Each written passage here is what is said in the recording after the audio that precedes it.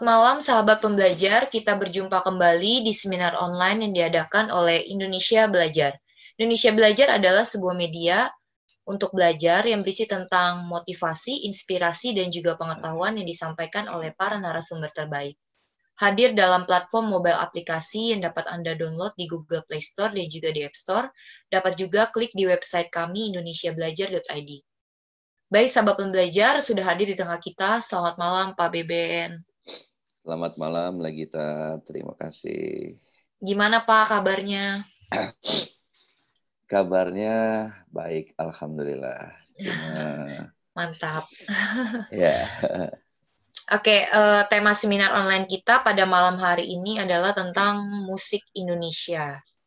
Kami ingatkan kembali bagi sahabat pembelajar yang ingin bertanya, bisa langsung chat di room ini. Nanti pada saat sesi pertanyaan, saya akan bacakan pertanyaannya, atau sahabat pembelajar bisa langsung membuka mic dan kameranya. Oke, kita langsung mulai aja ya, Pak. Oke. Terima kasih, Legita, yang selalu setia menemani kami. Dan Indonesian Belajar yang selalu memberikan wadah tempat kita untuk berbagi, sharing. Terima kasih. Semoga kita semua bisa konsisten dalam kebaikan. Dan terima kasih juga untuk yang sudah hadir malam ini. Bersyukurlah kepada Zat, ya, Tuhan yang menggerakkan hati kita untuk hadir malam ini. Kita tetap bertahan, ada beberapa nama yang selalu konsisten untuk dapat bergabung bersama kita. Ya, terus aja, karena sukses adalah sabar yang panjang. Dan terus ya, artinya terus jaga kebaikan-kebaikan untuk selalu ikut hal-hal yang baik. Malam ini kita akan bahas musik Indonesia. Jadi kita sudah bahas jazz dan bahas yang lain-lain, tapi rasanya nggak afdol kalau kita tidak membahas musik kita sendiri. Nah, cuma sebenarnya musik Indonesia itu ada beberapa periode, ya, ada beberapa periode.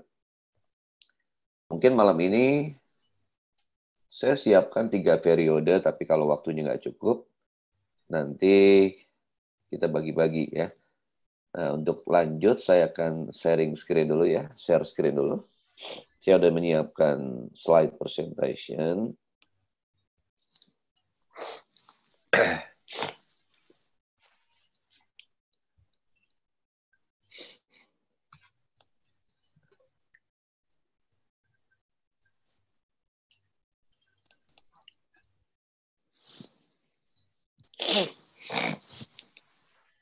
Sudah terlihat screen saya, Legita? Ya.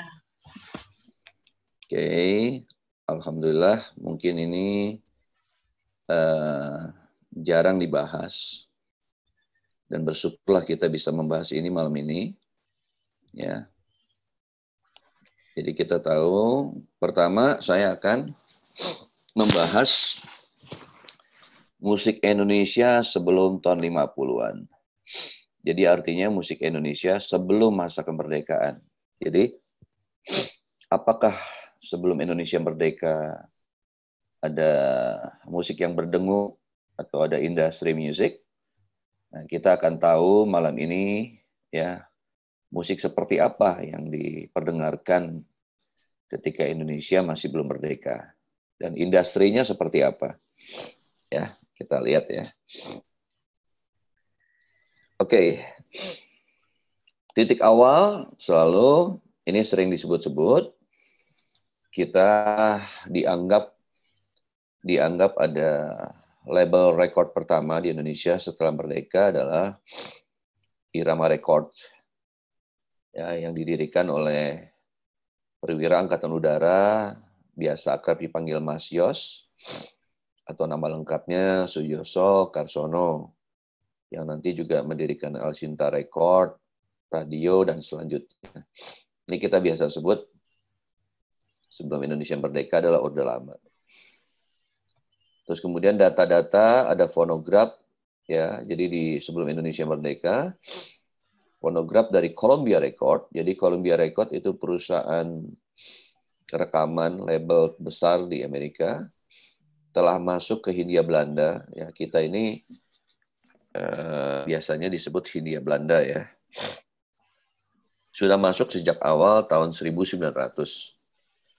Terus antara kurun waktu 1903 sampai 1917 ada beberapa label rekaman. Jadi waktu sebelum Indonesia merdeka itu udah ada beberapa label record yang masuk. Di sini ada Gramophone Company, Odeon, BK dari Jerman, Columbia Graphophone Company dan Parlophone, Anchor, Lyrofon, serta Bintang Safu. Ya. Ini sebelum Indonesia merdeka ya.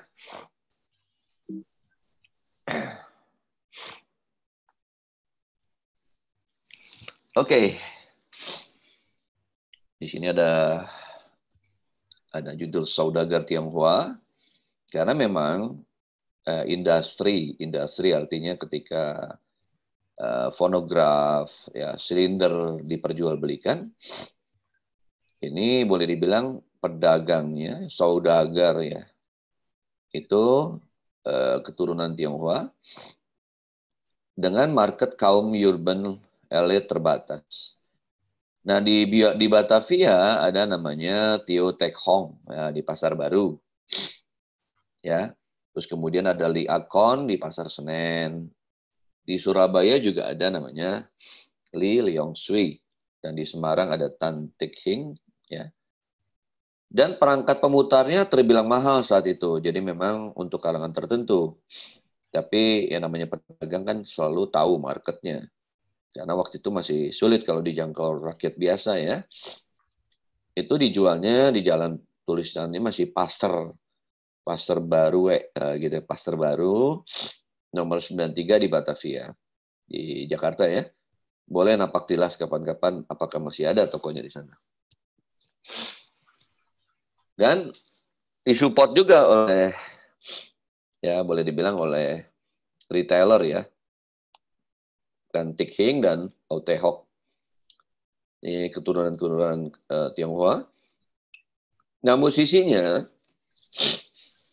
ya musisi yang bermain adalah dari musisi Belanda, Tionghoa, Ambon, dan Manado saat itu yang main. Nah, nanti Tio Tek Hong ini awalnya jualan, tapi lama-lama dia dibilang bikin label juga belum sampai label ya, tapi bisa dibilang label khas dia, Tio Tek Hong, dan merekam sendiri lagu-lagu dari penyanyi Indonesia, dari mulai Kasidahan, Gambus, Keroncong, Stambul gitu ya. Kita lihat siapa aja yang direkam oleh Tio Tek Hong ya. Nah, dulu tuh kita sedikit masih American minded ya. Jadi di zaman dulu tuh selalu suka pakai kata-kata Miss ya. Miss Cici, Miss Ribut ya. Jadi memang karena masih American minded.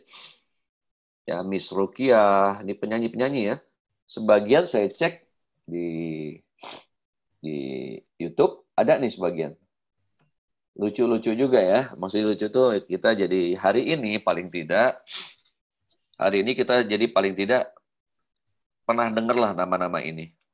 Ya bersyukur beberapa di antaranya masih bisa kita dengerin di YouTube. Karena masih ada yang punya kolektor lama. Mereka upload di YouTube. Jadi kita masih bisa dengar walaupun kualitasnya udah. Tapi seru ya. Nah inilah nama-nama waktu itu ya. Miss Cici, Miss Ribut, Miss Rukiah, Miss Ja, dan seterusnya. Hingga 1940, para suara-suara mendayu-dayu, maksudnya suara merdu ini, yang biasa disebut crooner, yang lebih telling the story, direkam di Tio Tek Hong yang berlokasi di Pasar Baru. Yang memulai bisnis rekamannya ya tahun 1940, 1905. Perusahaan rekamannya merilis plat gramafon atau piring hitam ke seluruh Indonesia ya. Jadi Tio Tek Hong ini jaringannya cukup luas ya. Dan kemudian Tio Tek Hong ini bekerja sama dengan Odeon di tahun 1925. Kemudian bekerja sama lagi dengan Columbia. Jadi Tio Tek Hong ini jaringannya kerjasamanya dengan perusahaan-perusahaan besar ya. 1905 dengan Odeon, terus Columbia dengan 1911. Ya, ini perusahaan-perusahaan rekaman besar nih sampai sekarang nih. Nah, lagu-lagu yang direkam mencakup jenis tambul, keroncong, gambus, kasidah, musik India, swing, hingga irama Melayu. Ya. Ini ada catatan Philip Yampolsky, disertasinya. Waktu itu Odeon berada di urutan pertama sebagai label yang paling banyak merilis single. Jadi jangan lupa ya, dulu belum album ya, selalu single ya. Jadi satu gramofon, satu single. Atau bolak-balik, paling 2 lagu. Seperti kayak gramofon rekaman jazz pertama tahun 1917. Itu kan cuma 2 lagu kan. Lagu blues satu, Liverpool Stable Blues. Nah, baliknya lagu yang lain. Nah, jadi Odeon di urutan pertama, ya, 2.614 single. Bintang Sapu 1.140. Gramophone Company 632 single. Angker 478. Dan BK 126 single. Jadi Odeon yang pertama ya, paling banyak. Terus lagu seperti apa yang waktu itu banyak dimainkan? Yang dimainkan tuh lagu Lazy Moon ya. Dulu tuh film itu erat kaitannya dengan musik atau musik. Jadi terkenal karena ada filmnya. Waktu itu ada film judulnya Far Than Us tahun 1931 ya. Nah, di situ Oliver Hardy menyanyikan lagu Lazy Moon dan itu paling populer. Dan itu yang banyak dinyanyikan sama para penyanyi tadi. Kemudian juga single Mother of Mine yang diangkat dari puisi karya Rudyard Kipling. Ini juga terkenal saat itu ya. Mungkin kalau kita mau napak tilas boleh ya. Bawain lagu Lazy Moon. Ya.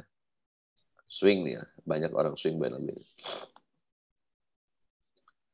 Dan penyanyi dan kelompok musik yang direkam oleh Tio Te Hong ini, kalau kelompok ya, kalau dulu band ya. Band tuh biasa disebut orkes ya. Orkes Keroncong Park, ya, orkes Morisco. Nah, kalau keroncong, ya berarti artinya grup keroncong. Keroncong Sangguriang, keroncong air laut, ada air laut ya. Keroncong Deka Park, Kasidah Sikamas, orkes Gambus Mesir, ya, maksudnya. Kasidah Rakbimas, Gambus Buekana dan Gambus Turki ya. Jadi kita lihat musik saat itu keroncong, belum ada nih musik rock, belum ada. Rock and roll belum. Ya. Nanti rock and roll tuh tahun 50-an. Ini masih keroncong ya. Terus kemudian kasidah, gambus ya. Jazz juga belum populer kalau masih di bawah tahun 1910 karena kita tahu rekaman jazz pertama kali di tahun 1917. 1917 itu rekaman jazz pertama ya. Dan itu pun masih antara Dixieland, New Orleans ya, itu swing ya. Belum jadi swing banget. Jadi rekaman swing juga belum masuk sini. Ya. Ini jadul banget ini. Ya. Nah, lagu populer yang perlu dicatat nih. Lagu apa sih yang populer saat itu? Nah, Cente Manis, Burung Nori ya. Burung Nori. Mungkin sebagian ada yang tahu nih, kalau generasi saya mungkin masih ada yang ya, masih ada yang pernah dengar lagu-lagu ini nih. Ya, Burung Nuri pernah terkenal nih, tahun 70-an masih terkenal Burung Nuri. Jali-jali. Ini memang ditulisnya sesuai dengan ini ya, zamannya, masih ejaan lama. Jadi saya tidak buat-buat, saya tulis sesuai dengan ejaan lama. Jali-jali, cerai kasih, palung patah, dayung sampan. Kalau J itu dibaca Y. Kopi susu, ya Oe dibacanya Ue. Sang bangok nih. Pinang sarge, gelang, paku gelang ya. Ini semuanya direkam dalam bentuk piringan selak. Di samping itu juga Tio Te Hong merekam sandiwara. Nah, waktu itu ada sandiwara terkenal nih. Ini legend nih, Nyai Dasima. Jadi ini Tio Te Hong emang nih bisnismen nih. Sandiwara direkam, ya dikemas dalam format box set. Nah, yang paling monumental ya, fenomenal ini ketika di tahun 1929 perusahaan rekaman Tio Tek Hong merekam dan merilis lagu Indonesia Raya nih, ya, yang ditulis oleh wartawan, waktu itu wartawan juga, selain komposer, W.R. Supratman atau W.G. Rudolf Supratman ini wartawan dan komposer, ya. Waktu itu minta izin dan W.R. Supratman mendapatkan royalti, ya, dari rekaman ini, ya. Nah, waktu itu sangat laku keras lagu Indonesia Raya. Tetapi akhirnya dilarang sama Belanda. Karena lagu Indonesia Raya kan, jangan lupa loh, 1929 itu Indonesia belum merdeka. Ya. Tapi lagu Indonesia Raya udah ada. Nah, karena lagu Indonesia Raya ini dianggap bahaya sama Belanda. Karena apa? Membangkitkan semangat para pemuda, ya. Akhirnya lagu ini ya laku keras dalam sekejap, tapi terus dilarang sama Belanda untuk beredar. Nah, kalau masyarakat yang umum, ya, yang umum tuh maksudnya memang rakyat, ya, menikmati lagu-lagu lebih kepada panggung hiburan, ya. Mereka tuh menyaksikan musiknya di Pasar Gambir. Sekarang ada lagi di PRJ, ya. Globe Garden. Ini nama-nama tempat, ya. Stone and Winds, Meissen Pasteh, dan Princeton Park. Itu nama-nama tempat, ya. Di antara semua tempat ini yang namanya masih diabadikan Pasar Gambir. Yang masih ada sekarang Stasiun Gambir. Lokasinya Pasar Gambir, ya sekitar Stasiun Gambir aslinya. Dan itu kita tahu nama orang, ya, Gambir itu. Kapten Belanda. Indonesia Raya. Catatan yang paling bersejarah. Tadi, ya. Ketika tahun 29, perusahaan rekaman Tio Tek Hong merekam dan merilis lagu Indonesia Raya karya W.G. Rudolf Supratman untuk pertama kali. Jadi Tio Tek Hong ini menghubungi nih komposer dan juga wartawan W.R. Supratman untuk meminta izin merekam Indonesia Raya dalam bentuk piringan hitam dalam format 78 RPM. Ya, waktu itu Indonesia Raya dinyanyikan oleh seorang pria bersuara tenor, tapi sampai sekarang nggak tahu tuh, nggak ada datanya. Yang nyanyi itu siapa sebenarnya di awal, ya. Dan laris terjual di kalangan atas, namun sebagian disita pemerintah Hindia Belanda karena dilarang beredar, ya. Pemerintah Hindia Belanda was-was karena melihat perkembangan serta pengaruh Indonesia Raya. Karena sejak Kongres kedua PNI 20 Mei 1929, di sini udah dinyatakan nih sebagai lagu kebangsaan Indonesia. Jadi kita sekaligus belajar sejarah kebangsaan, ya. Jadi di tahun 29 itu sudah ada penetapan bahwa Indonesia nih lagu kebangsanya adalah Indonesia Raya. Tapi Indonesianya belum merdeka saat itu. Ya. Nah, pada awal abad 20 ada beberapa pemusik juga nih yang ternyata menyita perhatian, ya. Jadi terkenal lah, ya, karena keahliannya. Di era itu ada nama Tio Tek Chou, seorang penggesek biola, ini pemain biola, ya. Jadi dari dulu tuh kita punya pemain biola andal. Misalnya Mas Sardi, ayahnya Idris Sardi, Tio Tek Chou, pemain-pemain biola terkenal banyak waktu itu. Dan Hasan Munah. Ya. Terus penyanyi-penyanyi yang merekam suaranya pada Gramophone Company, ya, atau His Master Voice, HMV, ada seperti Yakoba Siregar, ya, dari Sumatera Utara. Jadi dari Medan udah ada, tapi bermukimnya di Jawa. Ada juga Nyi Raden Haji Juleha, penyanyi Sunda, serta Miss Nordia. Ya, nama-namanya mungkin asing, ya. Tapi nggak apa-apa, kita belajar sejarah hari ini. Ya, banyak catatan hari ini. Pokoknya paling tidak, kita tahu bagaimana geliat musik Indonesia sebelum kemerdekaan. Dan nama-nama ini, nanti kita lihat belakangan, nama-nama mereka ini ternyata punya keturunan-keturunan. Keturunan-keturunan yang melahirkan cucunya mungkin. Seperti nanti ada kakeknya Harvey Maleholo gitu kan misalnya. Ada Idris Sardi. Idris Sardi pun udah almarhum ya. Tapi maksudnya mereka tuh ternyata keturunan dari, ya mereka tuh punya keturunan yang memang dari dulunya nyanyi atau main musik. Kayak Ahmad Albar, ya, ayahnya ada Syekh Albar namanya kan. Yang pemain gambus, nanti kita bisa lihat.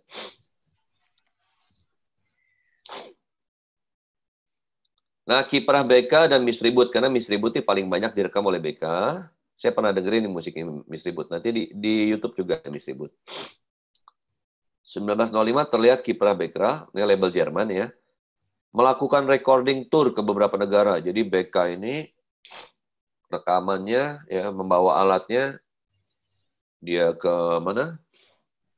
Ke Indonesia, ke Burma, ya, India, Mesir, terus merilis rekaman dengan musik setempat. Nah, ini mereka ini timnya BK nih, Henry Blum, William Huddard, Willie Blayfield, ya mereka merekam musik khas Indonesia mulai dari gamelan. Ya, kalau kita bisa dapat rekamannya legend nih. Jadi kalian kalau ada tulisan BK record, nah itu bisa berharga mahal tuh, barang antik ya. Gamelan Jawa, lagu-lagu bergaya Istanbul. Nah, tahun 1927, BK menampilkan rekaman dari Miss Ribut, seorang penyanyi dan juga artis layar lebar. Miss BK ini merekam sekitar 188 lagu nih. Banyak juga nih, jadi kerja sama Miss Ribut dengan BK. Menjadi bintang Indonesia dan Malaysia, jadi terkenalnya nggak hanya di Indonesia. Di Indonesia dan Malaysia. Bisa dibilang tersukses di antara yang lain saat itu. Dan digarap ada sound engineering-nya Mark Birkachan ya. Bahkan telah merilis serangkaian rekaman serial yang disebut Miss Ribut Record. Wah, jadi kayak punya serial ya. Nah, selain Miss Ribut, penyanyi di bawah naungan BK antara lain adalah Air Laut atau Hair Laut, ada Tumina, ada Nyi Mursih, yang khusus menyanyikan lagu Sunda, serta penyanyi bernama Ahmad. Terus kemudian 1907 datang Odeon dengan sederet penyanyi nih, Odeon Record. Ya, dibilangnya second rank star lah ya. Jadi di bawah yang tadi, tapi juga dikenal. Ada Miss Alang, Siti Amsah, Miss Lee, Nyi Resna, Nyi Itinarem, ya, dua penyanyi terakhir ini khusus menyanyikan lagu Sunda. Nah, bisa jadi kan nanti kalau ketemu siapa teman kita ya, tahu-tahu keturunan dari mereka, jadi kita nggak kaget. Oh, ternyata cucunya Miss Alang gitu, atau cucunya Siti Amsah. Kita tahu nama-nama mereka. Karena kadang-kadang masalah sekarang tuh, kadang kita tidak kurang menghargai ya, tokoh-tokoh, karena kadang bukan tidak mau menghargai, karena belum pernah kenal namanya dan keturunannya misalnya ya. Di label Odeon ada Mr. Jahri, yang sering disebut Mr. Jar ya, sebagai pemimpin ensemble yang mengiringi artis Odeon. Jadi modelnya tuh dulu ada home band, kalau rekaman tuh ada home band ya. Ada home band yang ngiringin penyanyi-penyanyi, karena ya boleh dibilang lebih banyak penyanyi daripada band. Ya, jadi satu band bisa mengiringi 20 penyanyi gitu ya. Masuk rekaman udah ada yang ngiringin gitu.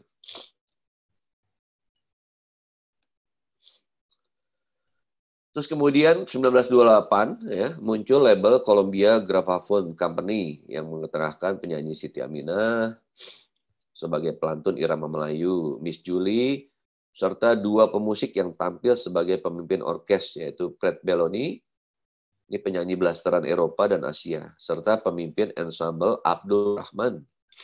Ya. Nah, disinilah nih sejarah penting nih, tahun 1931, Columbia Graphophone Company dan Gramophone Company merger menjadi EMI nih, EMI ya. Ini kan akhirnya jadi label besar nih. Yang kita kenal mungkin EMI ini. Ini sebenarnya merger dari Columbia Gramophone Company dan Gramophone Company ya. Jadi cukup seru ya, maksudnya ada geliat musik sebelum Indonesia merdeka. Yang mungkin tidak banyak yang tahu ya. Bersyukurlah kita hari ini bisa membahas ini. Ya, 15 ya, kalau saya tahu 15 yang hadir hari ini. Bersyukur kita bisa menggali hal ini. Nah, di tahun 1920 ini pun terjadi di Amerika ya. Spot-spot radio mulai ada nih, ya. Jadi genre musik yang populer bisa kita dengar di radio. Jadi dulu primadona banget nih radio ya, lebih terjangkau lah ya daripada beli gramafon atau piringan hitam. Dan siaran pertama di negeri ini berasal dari radio swasta Batavia Radio ya, Frenik BRP di Batavia yang resmi mengudara pertama pada 16 Juni 1925. Jadi di tahun 25 tuh radio mulai mengudara 16 Juni. Sebelumnya nggak ada radio. Nah, di tahun 1920 musik yang sedang populer adalah jazz ya. Jazz tuh lagi happening nih. Ada rekaman pertamanya tahun 1917 ya. Di Surabaya juga dikenal Jose Marfaung, pianis yang punya suara emas. Ya, ada Jose Marfaung. Bersama Martin Kroll dan Karelian membentuk grup jazz bernama White Dove. Nah, jadi udah ada tuh Surabaya memang terkenal banyak melahirkan jazzer nih ya. Nah, seperti ada Jack Lesmana, ya sebelumnya Jack Lemers. Nah, Bung Karno namanya diganti nanti jadi Jack Lesmana. Embong Raharjo, Dula Sueleh, Karim Sueleh, Bang adik kakak, Yopi Item ya, Udin Shah dan sebagainya. Ini ayahnya Stevie Item dan lain-lainnya. Memang gitaris jago semua nih keluarganya.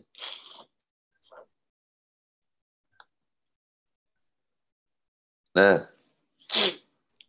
sebelum Perang Dunia meletus, dikenal penyanyi juga bernama Bernardus atau Bernardus Sapulete, putra Maluku yang terkenal sebagai penyanyi Hawaiian di Makassar.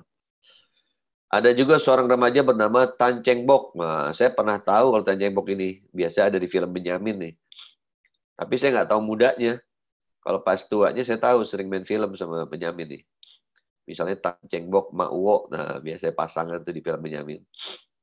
Tapi ternyata dulunya tuh biduan. Dalam usia 14 tahun, pada 1912 telah meniti karir sebagai biduan yang punya daya pikat dari umur 14 tahun. Ya. Dan di tahun 1920 juga terdengar sosok Maluku bernama Bram Tutuheru sebagai penyanyi dan pemimpin orkes di Batavia.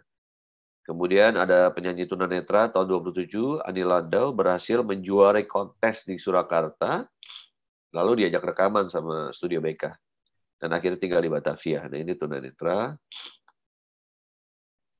Nah, ada 3 jenis orkes yang cukup dikenal waktu itu, harmonium, gambus, dan melayu. Nah, di sini Syekh Albar, ayah kandung penyanyi Ahmad Albar nih, adalah pemusik gambus, ya.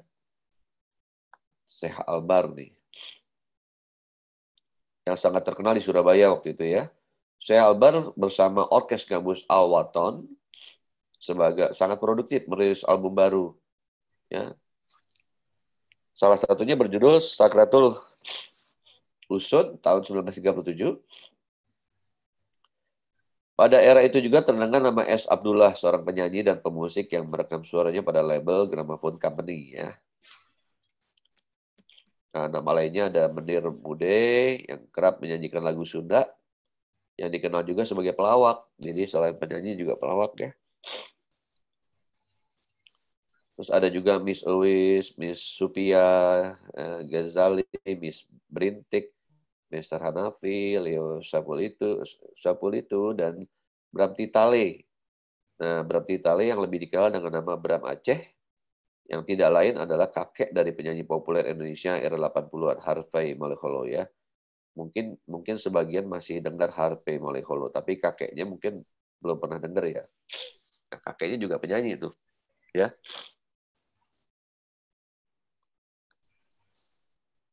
Nah, di tahun 1936 ya, muncul pemain biola berbakat bernama Mas Sardi.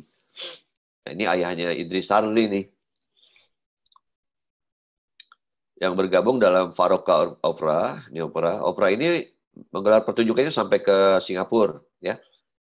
Dan kemudian tepat 1 tahun kemudian, tahun 37, Mas Sarli bergabung dalam Suite Java Opera.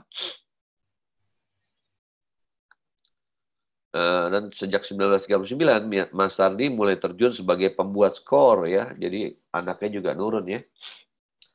Buat skor film seperti Rencong Aceh. Di film, ya, judul film Rencong Aceh, Alang-Alang, Serigala Hitam, dan Surga Palsu. Dan Mas Sarli ini tidak lain adalah ayah dari pemain biola terkenal Idris Sarli. Selain Mas Sarli, juga muncul pemain biola yang juga peniup klarinet bernama Sastro Diharjo. Ini kalau Mas Gadi yang main saksofon mesti tahu nih. Karena banyak peniup nih, sekeluarga nih. Karena ayah kandung dari peniup saksofon Mariono nih. Mariano, Embong Raharjo, dan selanjutnya ini semuanya keluarga, ya.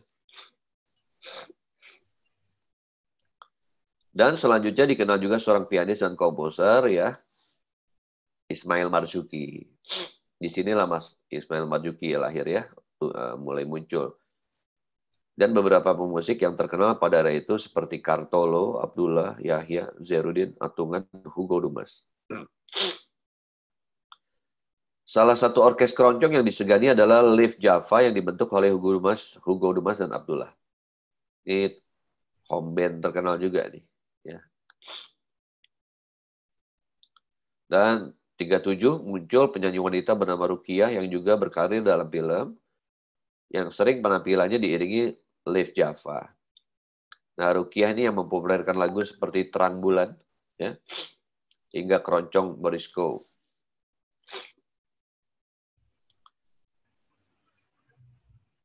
Tahun 1938, penyanyi populer Andi Lando juga bergabung dengan Live Java, ya.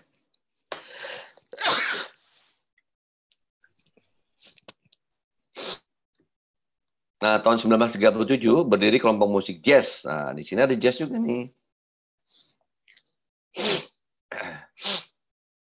Bernama Melody Makers yang didukung oleh gitaris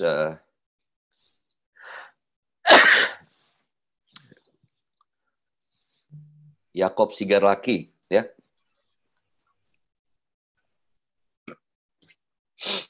Kita dengar ada Morgan Sigarlaki. Keluarga Sigarlaki ini banyak jadi musisi nih. Hingga drummer Buce Pesolima. Mereka memainkan musik diksi dan ragtime secara mengagumkan, ya. Diksi dan ragtime. Terus sederet penyanyi kesohor yang tak kalah kesohor antara lain ada Miss Nettie, ya,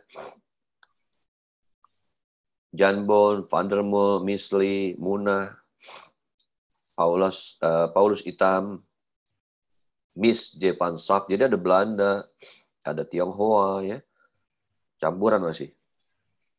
Ada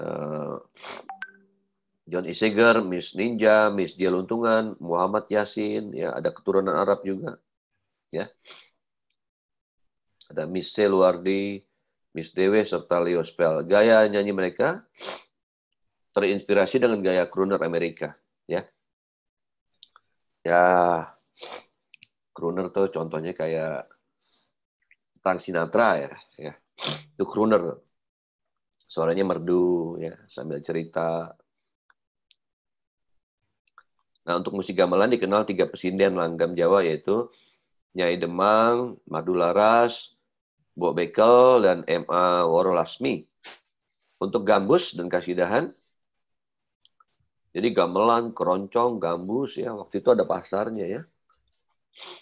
Seperti Syekh Albar, Esa Alaidrus, dan Muhammad Jasin Aljawi. Untuk keroncong dikenal 3 penyanyi yang sangat terkenal, yaitu Parmin, Soekarno, dan Suparto. Ya, pemusik yang dianggap andal era itu antara lain ada Hugo Dumas, ya, band Live Java, lebih ke keroncong, dan Suite Java Islander, Hawaiian atau Irama Lautan Teduh, Jadi Hawaiian itu sering disebut irama lautan teduh.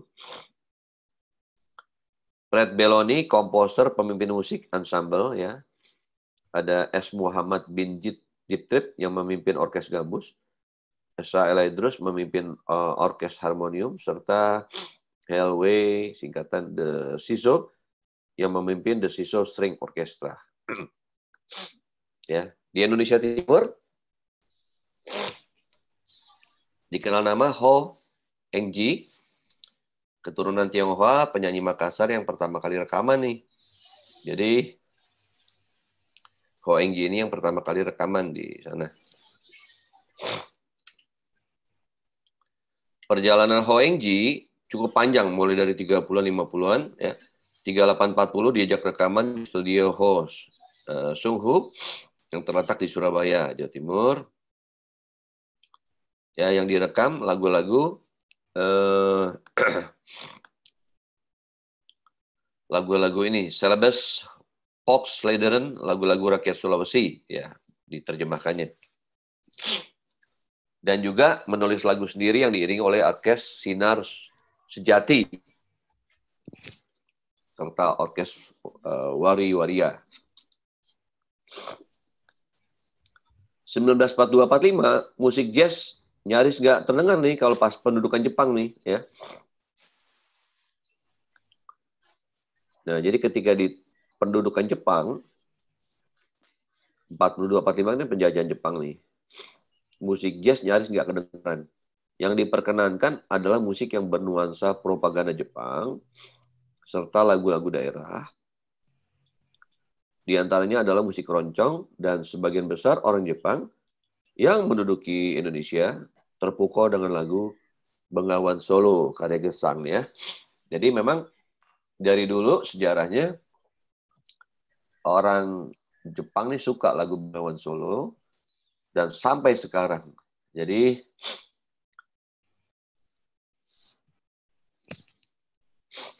Gesang ini masih tiap tahun masih bisa dapat 90 sampai, ya, terakhir yang saya dengar 90 sampai 100 juta tiap tahun untuk royalti lagu. Untuk lagu Bengawan Solo. Kan ada apa? Ada perusahaan, ya, publisher yang ngurus. Jadi dengan satu lagu ini Gesang masih bisa mendapatkan, ya, royalti sekitar itu. Ya, lumayan, ya. Tiap tahun dapat royalti. Oke. Terakhir, itu kan tadi sebelum Indonesia merdeka, ya. Sebelum Indonesia merdeka. Tapi ketika merdeka, baru merdeka gitu, ya, di era-era revolusi 45,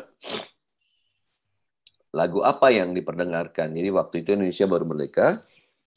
Nah, menurut buku Musik Indonesia dan Permasalahannya, ini terbitan Balai Pustaka tahun 52, yang ditulis oleh J.A. Dungga dan L. Manik, musik pada era revolusi 45 adalah lagu-lagu, ya, jenisnya yang berupa mars, lagu-lagu tanah air berupa mars. Ada Halo Halo Bandung, ya, bergaya bluegrass, meskipun mirip lagu judulnya When is Springtime in the Rockies. Terus lagu dari barat sampai ke timur, ya, yang melodi pertamanya mirip lagu kebangsaan Prancis, ya, Les Marseillaise. Terus lagu-lagu tanah air yang bernuansa tenang, kayak Tanah Airku, karya Iskak, ya. Ke Tanah Tumpah Darahku, karya Cornel Simajuntak. Lagu Syukur, karya Hamutaha. Padamu Negeri, karya Kusbini. Terus kemudian juga lagu-lagu percintaan. Karena di zaman revolusi kan ada yang ditinggal kekasihnya, gitu, ya, karena perangnya. Atau ditinggal berperang. Jadi lagu-lagu banyak nuansa percintaan seperti itu. Kayak Gugur Bunga, Selendang Sutra, Melati di Tapal Batas, ya. Bandung Selatan di Waktu Malam, ya. Nah, terlepas dari itu, ada lagu-lagu sindiran juga. Walaupun jumlahnya nggak sebanyak yang 3, Jadi yang beredar waktu itu misalnya contoh lagu Ibu Aku Tak Sudi Tukang Catut, ada ya. Ini gaya-gaya lagu Iwan Fals lah, folk ya. Itu yang beredar di setelah musik era revolusi. Oke, untuk tahap 1 pembukaan dari saya cukup sekian. Nanti kalau memang masih bisa lanjut, tapi sebelumnya kita tanya jawab dulu. Apa nanti kita lanjutkan kemudian, nanti musik dari tahun 50-an sampai 59 tuh apa yang diperdengarkan, perkembangannya. Jadi ini kan tadi yang saya ceritakan musik Indonesia dari 1900 sampai Indonesia merdeka ya, 1900 sampai Indonesia merdeka. Ya. Terus kemudian nanti ada lagi ketika dari era 50 sampai 60-an akhir. Nah, tapi sebelumnya silakan lagi kita berdiskusi dulu. Nanti kalau memang memungkinkan dilanjutkan, kalau enggak nanti di pertemuan berikut. Iya, Pak. Ya, silakan. Oke, mungkin sahabat pembelajar ada yang ingin bertanya. Tanya yuk. Ngobrol aja deh, kalau enggak. Ini mohon maaf saya sedikit tiba-tiba kayak mau pilek ya. Padahal tadi pagi. Udah pilek kayaknya, Pak. Iya, udah ya, iya. Padahal tadi pagi saya jogging, sehat sekali. Om, saya mau nanya. Ini siapa ya? Halo. Mas Rian. Hah? Ya, Mas Rian. Mau ada pertanyaan menyangkut bahasan kemarin, Om. Oh, silakan. Silakan Rian. Bahasan kemarin itu apa ya? Tentang The Beatles. Oh, itu The Beatles. Dulu kenapa ya, Om, sempat dilarang oleh Presiden Soekarno di Indonesia? Nah, ini. Terus apa dampak negatifnya The Beatles itu apa, Om? Ini sebenarnya jawaban kamu ada di slide berikut ya. Oh, gitu. Oke, tangkap dulu apa lagi selain itu? Mau tanya Om. Ya, silakan. Siapa tuh? Pak Is. Pak Is ya, Pak Is. Coba saya stop ini dulu ya. Oke, Pak Is silakan. Ya dulu kan pernah tahu di sejarahnya itu kan apa Ismail Marzuki ya. Itu kan sempat menjadi salah satu bintang di bidang musik pada era itu zaman Soekarno. Di awal ya, tapi di awal ya. Di awal. Jadi tadi kalau range-nya tuh dari masa sebelum merdeka sama awal kemerdekaan. Maksudnya, tapi kalau lagunya sih populer sampai sekarang. Karena memang melodinya enak ya, harmoninya enak. Apa terus pertanyaannya apa? Nah itu kalau nggak salah kan ada kaitannya Om sama background-nya dia. Dia kan lahir di Kuitang. Ya. Lahir di Kuitang, terus dari kecil tuh udah sering banget ikutan ikutan kumpulan gambus. Bahkan di situ kan dekat majelis taklim orang Habaib kan ya. Ya Habib ya, Habib Kuitang yang terkenal ya. Nah, itu kan terkenal juga gambusnya waktu itu di situ. Nah, jadi tuh dari kecil tuh udah budaya Betawi, gambus, keroncong itu udah kuat di situ. Apalagi dekat Kemayoran waktu itu rumahnya. Nah, ini pertanyaannya Om, apakah orang figur sebesar Ismail Marzuki itu juga apa ya dalam masa pembentukan kreasi musiknya itu yang menciptakan karya-karya yang luar biasa itu, apakah dia dipengaruhi oleh banyak faktor seperti lingkungan itu? Oh iya, jelas, sangat jelas. Gambus, Betawi, terus keroncong gitu. Terus apakah dia sintetis dari itu semua gitu? Jadi baik pemusik yang tidak main, baik penikmat yang tidak main, apalagi pemusik, karya-karyanya tidak langsung banyak dipengaruhi oleh lingkungan. Dari pertama lingkungan, yang kedua dari apa yang dia dengar, ya kan. Kadang-kadang juga ada misalnya gini, Misalnya Yosua nggak main jazz ya, hanya penikmat. Kok dia bisa menikmati jazz gitu, padahal dia nggak main jazz. Oh, ternyata backgroundnya dia tinggal di lingkungan orang yang suka dengerin lagu jazz, gitu kan. Ada fenomena seperti itu. Kan kadang-kadang mikir, wah lagu jazz susah, gue nggak bisa terima. Kok lagu jazz susah, rumit, kompleks. Tapi ada nih yang nggak main musik dengan mudahnya menerima jazz ternyata. Ya ternyata itu backgroundnya background lingkungan. Seperti ya misalnya orang kulit hitam di Amerika ya. Kan nggak semuanya main jazz, tapi mereka akrab dengan blues dan jazz. Nah, ketika seorang komposer begitu bikin lagu, dia dengar keroncong, dengar gambus ya. Makanya kan kita juga dengar sesuatu yang berbau jazz ya di Ismail Marzuki ya. Iya. Ya makanya itu ada di dalam karya-karyanya karena mereka atau dia memang hidup di zaman itu, di mana ada keroncong, di mana ada jazz, di mana ada segala macam di situ, musik Betawi ya. Ya, jawabannya sangat bisa sekali, Faiz. Kayak kamu sekarang saya tanya, kalau kamu pengaruhnya apa yang kamu dengar? Ya dari ortu sebenarnya ya mungkin itu. Terus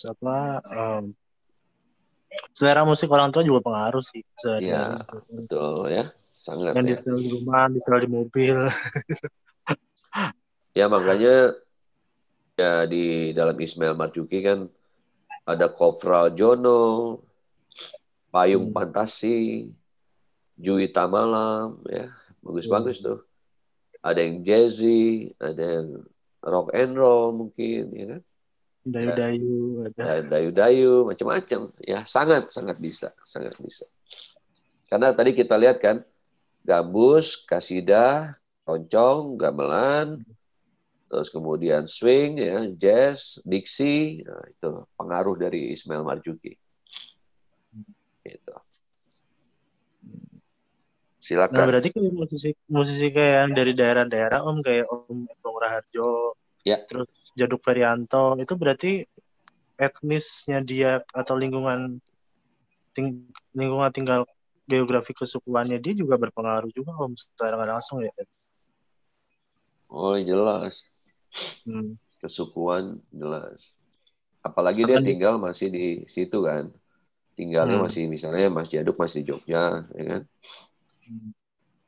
Dan ada yang masih tinggal di Surabaya gitu kan. Jelas. Itu adalah kerinduan akan kampung halaman atau pengaruh-pengaruh kampung halaman. Apalagi kalau masih tinggal di situ. Ya, Faiz, betul sekali. Itu berpengaruh. Gitu. Sangat berpengaruh.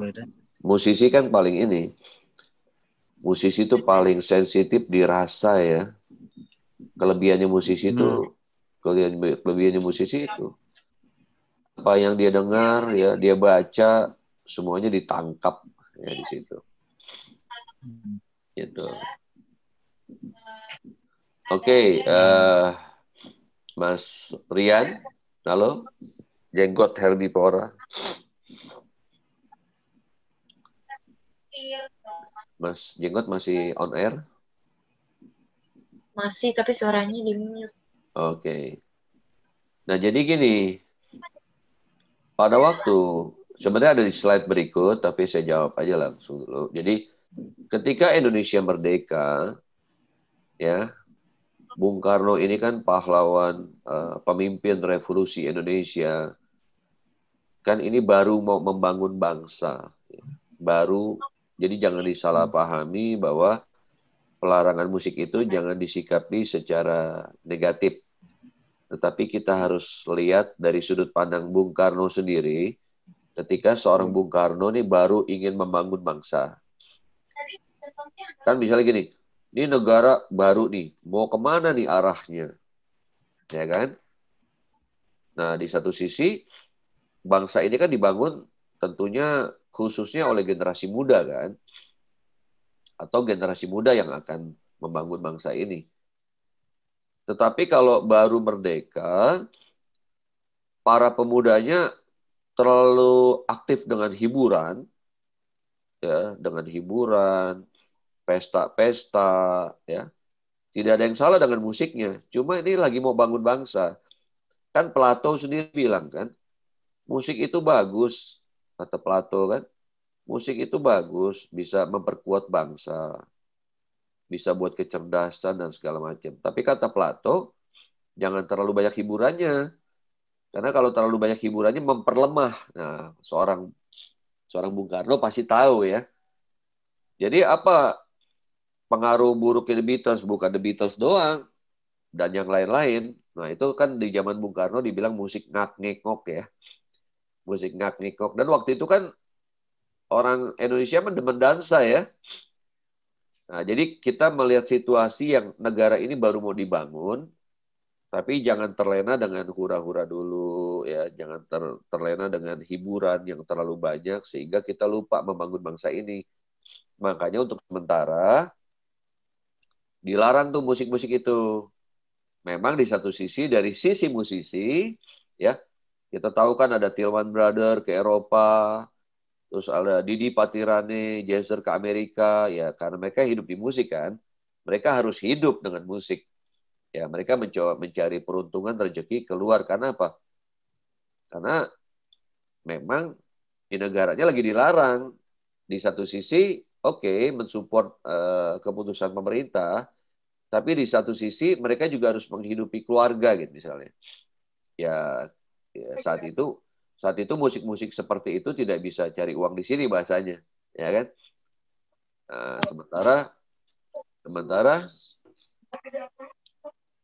sementara di Eropa tuh lagi rock and roll ya, di Amerika lagi hot-hotnya tuh ya, di sanalah tempatnya.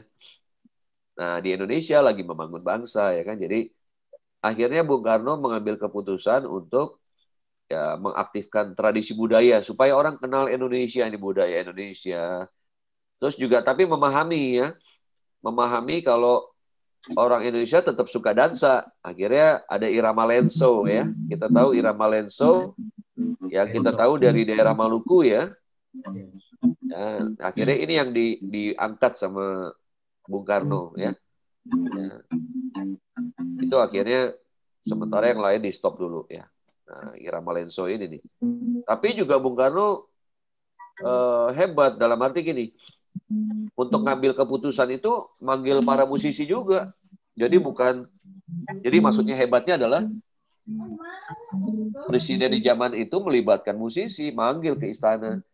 Waktu itu yang dipanggil Idris Sardi, dipanggil Jack Lesmana, ya ada 3 orang tuh dipanggil ya. Ada kalau salah satu lagi Mus Mualim atau siapa gitu. Gimana nih untuk supaya ngerjain proyek ini nih? Ayo kita nih lagi membangun bangsa. Sementara kita jangan mainkan lagu-lagu yang bahasanya ngak-ngekok itu dulu nih. Ayo kita perkenalkan Indonesia ini baru merdeka. Kita perkenalkan budaya. Oke, kalau untuk dansanya kita garap nih proyek Lenso nih. Ya kan gitu. Ya kan? Nah, kira-kira gitu Rian. Jadi sama sekali Beatles nggak negatif. Cuma memang waktu itu Indonesia baru dibangun ya. Jadi kita perlu sesuatu yang memperkenalkan Indonesia ya agar juga para remaja, para generasi muda tidak terlena dulu dengan pesta-pesta dan lain-lain. Kayak gitu kira-kira. Nanti detailnya ada di slide saya yang satu lagi itu Indonesia 50 sampai 59 ya. Silakan ada lagi? Mas B mau nanya. Ya, Gadi ya. Yeah. Sorry ya, saya agak pilek nih. Jadi suaranya gitu. Tapi tetap semangat. Iya, iya. Jadi bikinin smoothie sama Mbak Ina nih. Ya, kan saya mau nanya. Yang pertama tadi artis-artis yang ada di zaman Belanda. Ya. Yang pertama tuh mereka itu memutuskan untuk jadi artis, entah itu biduan atau band pengiring. Itu mereka dapat influence atau pengaruh dari siapa atau istilahnya apakah orang Belanda yang masuk ke Indonesia itu juga membawa artis-artis dari sana atau mengundang artis dari negara lain gitu sehingga ada orang-orang Indonesia yang mau jadi musisi ya, jadi biduan, jadi artis lah pada jam itu. Terus yang kedua mengenai nafkah gitu ya. Kan kalau mereka sudah memilih profesi jadi musisi, hidup mereka kan mencari nafkah juga dari musik. Selain yang tadi disebut mereka rekaman, mereka kan pastinya dapat uang ya. Lalu setelah itu tampilnya tuh di yang tadi yang disebut Mas Ben di Pasar Baru, Pasar Gambir dan segala macam. Nah, apakah mereka juga diundang atau istilahnya nafkah mereka tuh lebih banyak dari mana? Dari tampil manggung gitu, dari panggung ke panggung, atau dari rekamannya, atau juga mungkin diundang oleh pihak Belanda untuk menghibur atau ya apa istilahnya ada kesenian rakyat yang mau didengarkan oleh Belanda sehingga diundang gitu. Ya, gitu Mas Ben. Oke. Terima kasih Gandhi. Pengamatan yang kritis dan pertanyaan yang kritis. Tapi pastinya gini, kita kembali pada sejarah dunia dulu. Kita kembali pada sejarah dunia. Sekarang coba kalau kita perhatikan musik populer. Gandhi bisa bayangin nggak? Musik populer itu mulai rekaman tahun berapa coba? Jangan Indonesia dulu, di dunia. Punya bayangan nggak? Zaman Thomas Alva Edison ya. Iya. Iya apa?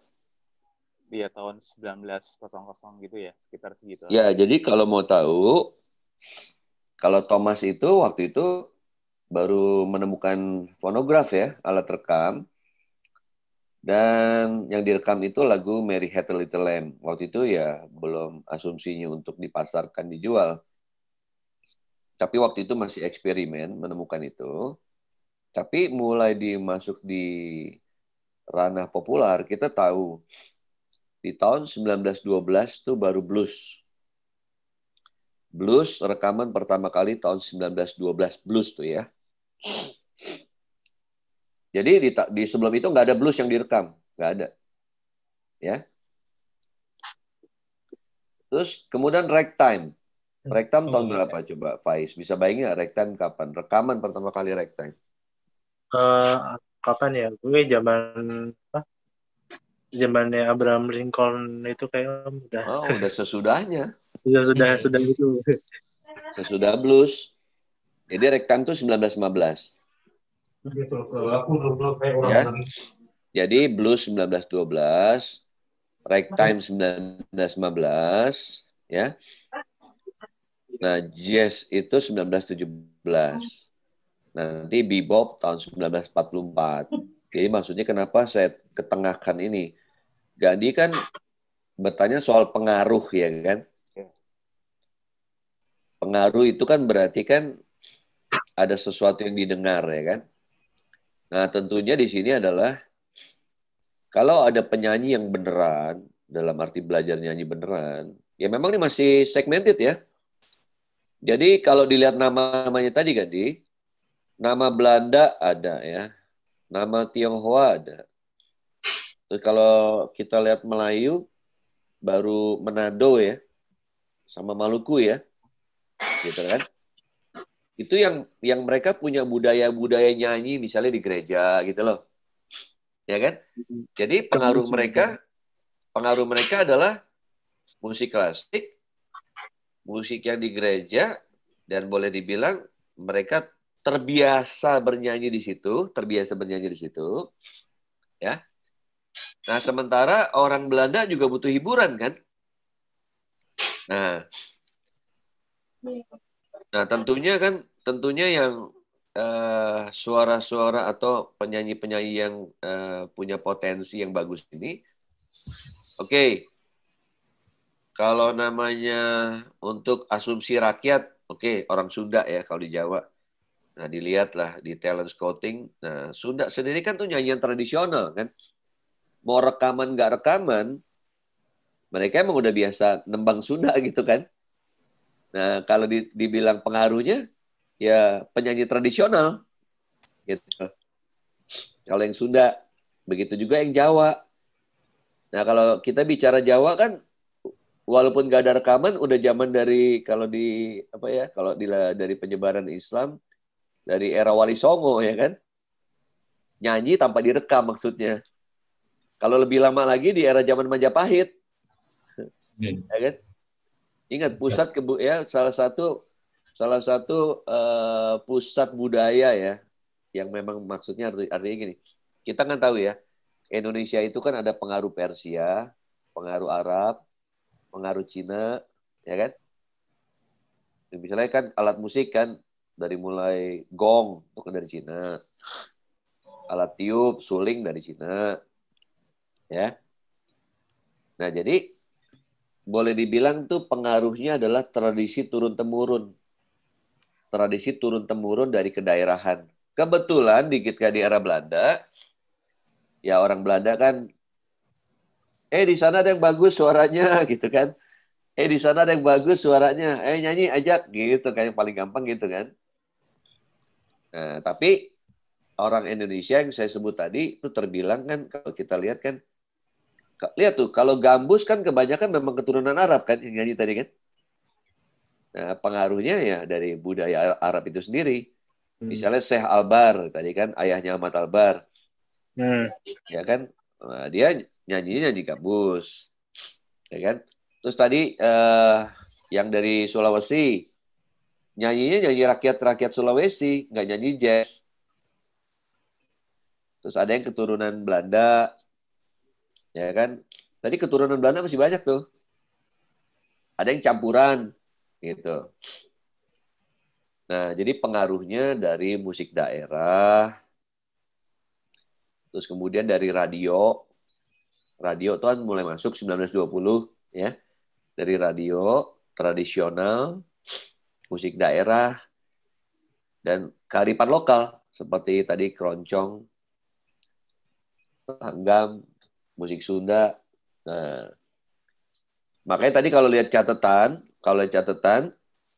yang nama-nama Sunda nyanyi lagu Sunda, gitu lah. Yang di daerah Indonesia Timur nyanyi lagu-lagu rakyat Sulawesi, ya. Sebagian boleh dibilang mungkin kalau dibilang popnya saat itu keroncong kali Gandhi yang agak itu. Oh, Karena iya. keroncong sendiri kan kita tahu dari zaman Portugis kan. Jadi maksudnya cikal bakal musik keroncong sendiri kan itu kan ada pengaruh dari Portugis kan. Nah, Portugis juga yang mempengaruhi Brazil. Nanti keroncong Brazil kan namanya coro kan. Nah, itu gitu. Sampai akhirnya nanti kita punya musik keroncong gaya sendiri. Ya. Gitu, kurang lebih.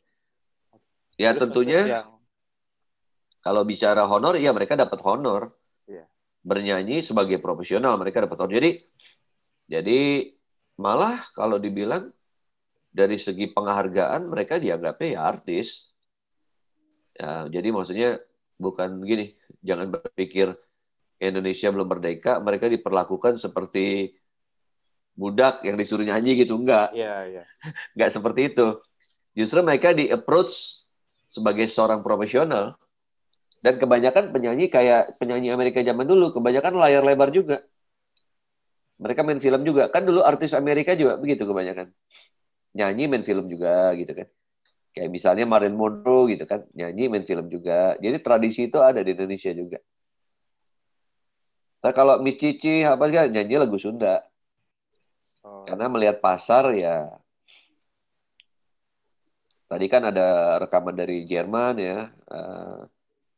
Apa tadi itu? Deka atau apa gitu kan. Dia sengaja keliling tuh nyari. Ya dari satu sisi bisnismen. Ya kalau di orang Indonesia sendiri bisnismennya tuh kalau di era sebelum merdeka tuh keturunan Tionghoa. Nah nanti setelah era 50 baru nanti ada nama-nama di luar itu.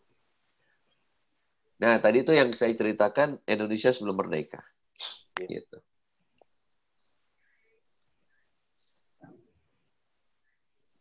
Oke, misalnya jadi di zaman penjajahan Belanda itu biduan artis musisi Indonesia itu justru lumayan dihargai juga ya Mas Beni oleh Belandanya sendiri ya Mas Beni. Iya, dihargain. Karena mereka membutuhkan untuk hiburan, dansa-dansa gitu kan. Oh iya betul. Tapi emang jumlahnya nggak banyak. Ya banyak.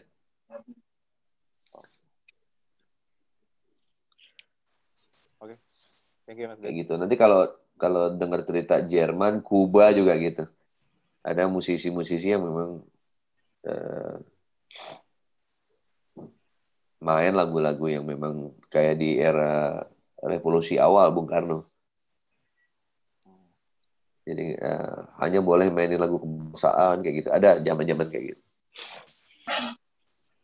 Gitu. Tadi Mas Rian udah dengar ya jawaban saya? Om mau tanya lagi Om, mungkin Om. Silakan. Kita memang diskusi aja. Ya.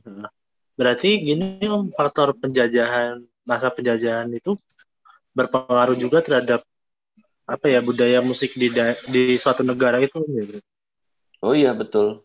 Misalkan kayak Kuba kan dijajah Spanyol, terus Indonesia jajah Belanda, terus Malaysia dijajah Inggris. Nah itu masing-masing negara jajahan itu berpengaruh juga dari ke perkembangan musik itu sendiri. Sangat. Ya kita jujur kalau misalnya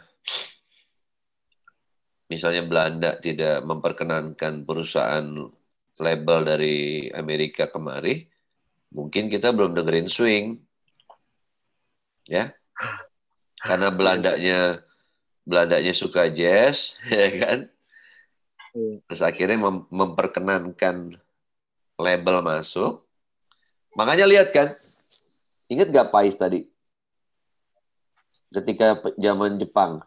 Nah, zaman Jepang kan berarti kan Jepang berpengaruh tuh. Ya kan? Langsung tuh musik jazz nggak ada. Kalau kita dijajah Jepang dari awal, musik jazz nggak pernah masuk Indonesia. Gitu. Tapi orang Jepang suka keroncong. Gitu. Berarti interaksi budaya itu juga ada mungkin ada, ya. Ada, sangat ada ya. Ya, selamat malam Mas Hengki. Terima kasih atas kehadirannya ya. Selamat malam Mas Beben. Terima kasih ya. Lagi kecapean kelihatannya nih, perlu. Iya nih, tapi tetap semangat. Ya, cuma memang agak mampet. Oh, ini kayak termasuk kayak Jan Van Halen, itu kan bapaknya Eddie Van Halen ke Batavia, itu kan dulu ke Jakarta buat main flute di mana? Di acara-acara di Kemayoran itu. Iya. Kan Daniel Sauleka juga kan kalau nggak salah di Indonesia juga ya, dari Semarang, Maluku. Terus bahkan kan ya pastilah segala hal itu serapan budaya, siapa yang menjajah, ya. Ada pengaruhnya. Brazil dijajah Portugis, bahasanya masuk, ya kan? Termasuk keroncong Brazilnya juga koro. Nah, Portugis juga memberikan pengaruh juga. Ya sebelum Belanda kan kita ada Portugis ya. Iya kan. Pengaruh juga itu. Nanya lagi dong Mas Bet, boleh? Oh sangat boleh, silakan. Tadi disinggung tentang Mariono ya. Saya kenal namanya udah lama banget. Iya gitu. Legend tuh. Iya, Slembong Rarjo. Saya mau tahu, mau adik kakak semua itu. Sampai didik SSS itu. Oh gitu ya. Si Mariono itu eranya tahun berapa sih? Mariono tuh lagi Indonesia di tahun 69-68 ya. Kan Indonesia pernah diundang di Berlin Jazz Festival. Iya. Di Berlin Jazz Festival itu ada John Coltrane, Miles Davis, ya. Om Benny Mustafa pernah cerita, dia sepanggung sama mereka itu. Sepanggung sama Miles Davis. itu sebenarnya yang diundang Bobby Chen yang diundang. Karena Bobby Chen tuh memang virtuoso ya, main jago ya, itu diundang. Nah, terus akhirnya yang diajak Indonesian All Star, ya. Nah, berarti sudah merdeka ya? Sudah merdeka. Iya, soalnya Klopp sama cerita yang saya pernah dengar gitu. Jadi waktu tahun 93 saya baru belajar saxophone itu, saya suka ngumpul bareng sama jaser-jaser yang senior.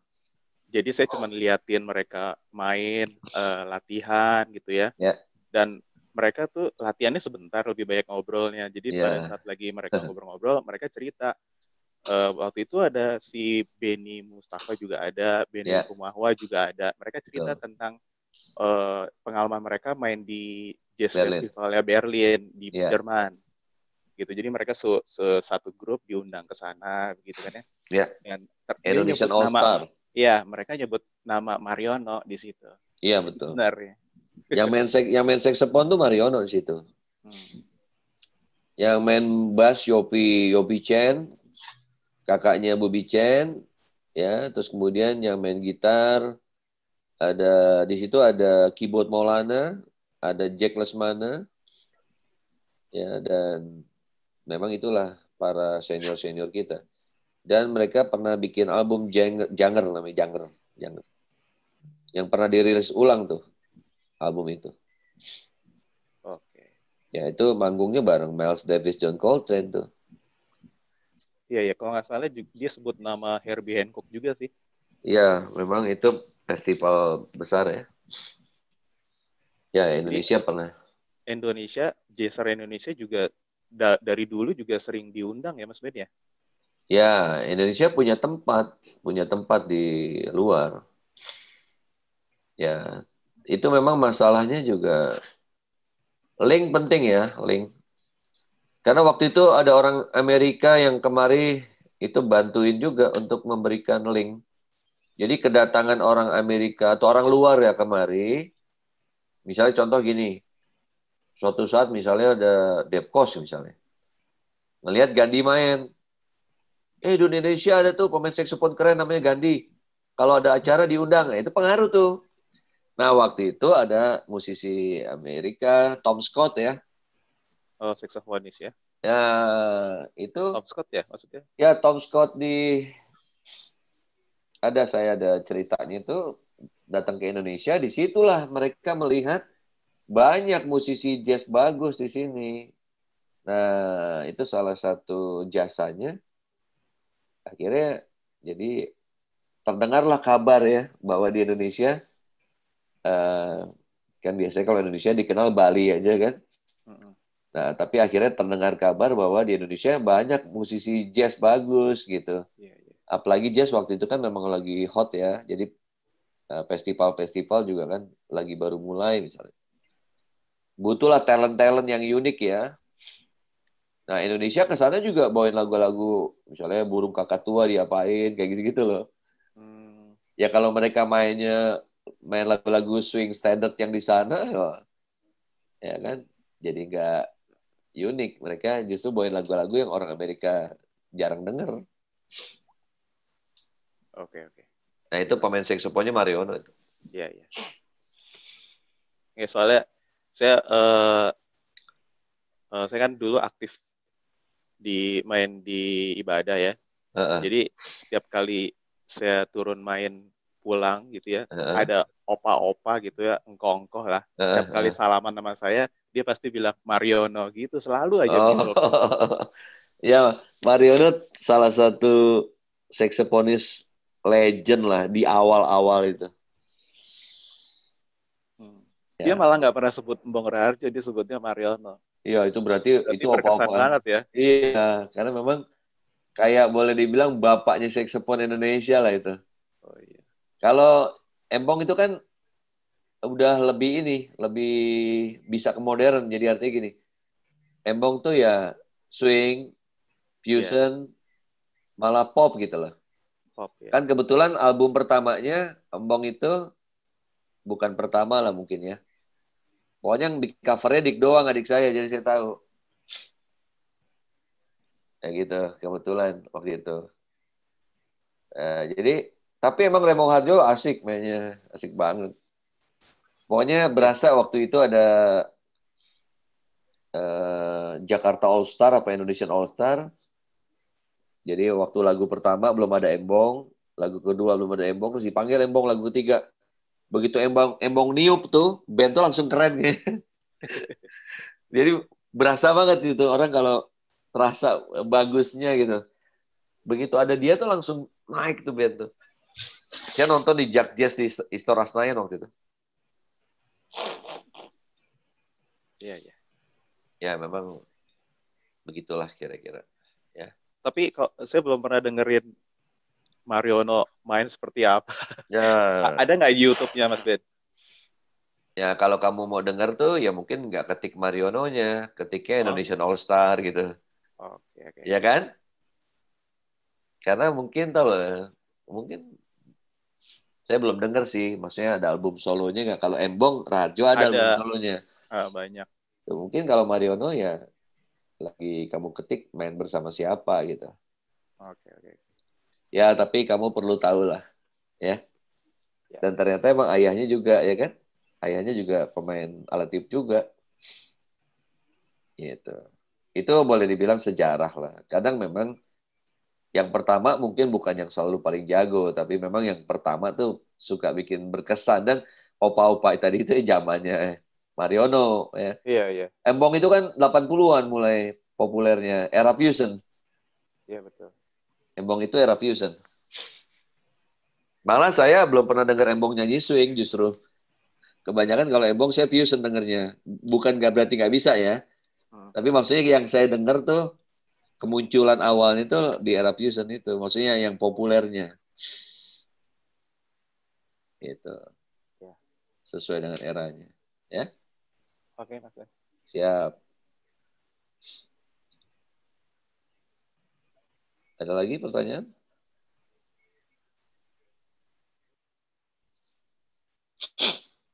Coba ya saya lihat panjang nggak?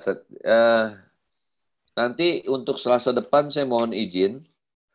Jadi Selasa depan mungkin libur. Karena saya ada satu acara yang mengundang. Oke lah, mungkin nggak apa-apa. Saya tuntaskan aja ya. Masih betah nggak nih dilanjutin nih? Saya lanjutin ke Indonesia sampai 59. Coba slide-nya banyak nggak ya? Saya coba biar nanti nggak penasaran sekaligus lah. Jadi share.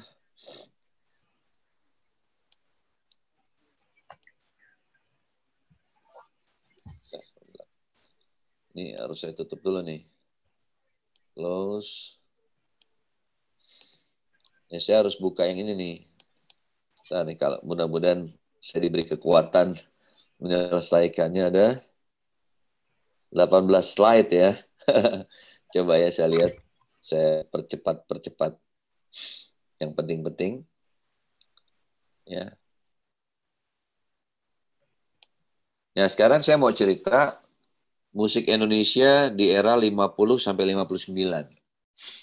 Wah, ini jujur ya. Memang kan yang dihadirkan malam ini juga karena Tuhan ya. Tapi kalau mau jujur, sayang banget kalau yang nggak ikut hari ini. Tapi ini rezeki kalian. Ya. Nah, kita masuk ke era 50-59. Saya agak cepat-cepat. Sejak paruh dasawarsa 50-an, rakyat Indonesia nggak boleh diperbolehkan nih. Ya. Jadi waktu itu memang ada larangan membawakan lagu berbahasa Inggris. Ya. Karena sekali lagi, Indonesia baru merdeka, bangsa ini sedang akan dibangun untuk menentukan arah mau dibawa kemana. Sementara ya para pemuda nih ya supaya jangan terlalu terlena dulu dengan dunia hiburan ya. Ya, jadi artinya mau tidak mau akhirnya ada larangan tuh, ya. Nah, tapi itu tahun 50-an rakyat Indonesia tuh lagi demen-demennya nih. Ya, budaya barat. Jadi memang itu sesuatu hal yang bukan kontradiksi sih. Ya, ujian juga buat anak muda ya. Jadi lagi demen rock and roll segala macam, ya denger dari radio ABC, VOC, ya. Terus ada yang lagi terkenal banget, Elvis Presley, Bill Haley, dengan rock round the clock. Ini era rock and roll nih, ya. Nah, ini keputusan Bung Karno 17 Agustus 59 dikeluarkan sebuah manifesto yang diberi nama Manipol Usdek, Undang-Undang Dasar 1945, Sosialisme Indonesia, Demokrasi terpimpin, Ekonomi terpimpin, dan Kepribadian Indonesia. Ini, ya pokoknya intinya adalah ya melarang sesuatu yang berbau Barat, ya. Terus kemudian tidak lagi memperdengarkan lagu rock and roll, tango, hingga mambo. Itu yang dinamakan musik ngak-ngekok saat itu. Tapi akhirnya larangan itu menimbulkan kreativitas. Tetap aja namanya seniman, ya. Dilarang, nyanyiin Bengawan Solo, tapi gayanya Elvis Presley. Itu di Malapan nih, Oslan Hussein, ya. Terus Bung Karno menggali dan menggagas irama lenso. Jadi saat itu presiden turun ini, ya, memperhatikan musik, ya. Lenso ini nih tarian pergaulan, ya, dari Ambon Maluku, artinya sambut tangan. Ya. Musik adalah karya seni yang baik dan tinggi nilai estetikanya. Anak harus dibekali pendidikan musik, ya. Ini Plato nih, ya. Nah, poin terakhir ini nih. Sebenarnya musik itu sangat positif, sangat luar biasa positif. Cuma waktu itu era kemerdekaan, takutnya ini nih, musik mampu membuat suatu negara menjadi kuat. Sebaliknya musik juga mampu mendorong kejahatan, meruntuhkan pemerintahan. Nah, masyarakat yang bermoral rendah, memandang musik hanya sebagai sarana hiburan. Takutnya di sini nih. Jadi orang baru merdeka ya cenderung kan pesta, ya. Takutnya pestanya kelamaan nih. Kita ngebangun bangsa dulu yuk, jangan hiburan dan bersenang-senang dulu, ya kan? Nah, dipanggil lah nih, ya. Ya, Jack Lesmana, Idris Sardi sama Bing Slamet. Nah, yang satu Bing Slamet, ya. Diundang ke istana untuk menggali irama lenso, ya. Nah, Bung Karno ikut terlibat dalam penggalian dan menghasilkan lagu nih, Bersukaria. Nah, ini nih. Ya, Bersukaria yang dinyanyikan Rita Zahara. Nin Lesmana, ini yang akhirnya menjadi istrinya Jack Lesmana. Terus Bing Slamet dan Titik Puspa dalam album kompilasi, ini bikin nih, ada album kompilasi Mari Bersukaria, isinya irama lenso, dengan label Irama pada 14 April 1965. Nah, di lagu itu, di kompilasi itu, di kompilasi yang berirama lenso ada lagu Soleram, Burung Kakatua, Gelang Si Paku Gelang, ya, ada Bengawan Solo karya Gesang, Luis karya Trihanto, Malam Baina. Terus kemudian juga ada juga lagu Genjer-Genjer yang boleh dibilang kontroversial, ya, karena yang buatnya itu seniman Lekra, ya, maksudnya 30 SPKI. Lagu itu sebenarnya tentang sayur-sayuran, tapi ini dianggap sebagai salah satu ajaran komunis. Maksudnya ada